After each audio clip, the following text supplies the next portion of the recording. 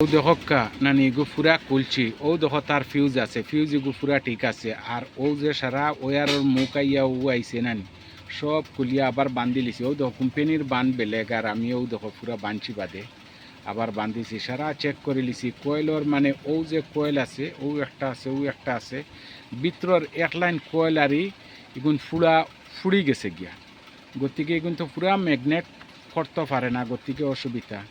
বাকি সব ঠিক আছে কিন্তু কয়েল কমজোরি কারণে ইনো আর কিচ্ছু করবার মতো নাই আমি পুরা কয়েলটা খুলিয়া পুরা করে লিছি বুঝছেন না ও দেখায়নি কয়েল ও দেখো ও সাইড খুলছি ও সাইড খুলিয়া বাদে আবার বান দিছি ও দেখায়নি পুরা বান দিয়া ফিটিং করছি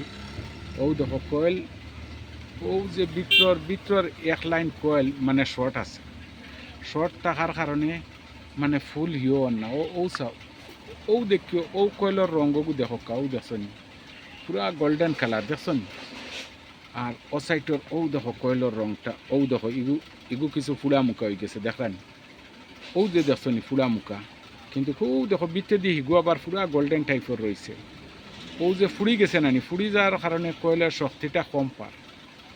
গতিকে কয়েলটা পুরা খুলিয়া আবার প্যাকিং করিয়াও দেখো পুরা বান্ধি লিছি বান্ধার পরেও মানে কয়েলটা এখন চেঞ্জ করে দিলে স্পিড বাড়িব না হইলে আর স্পিড বাড়ানোর কোনো লাইন নাই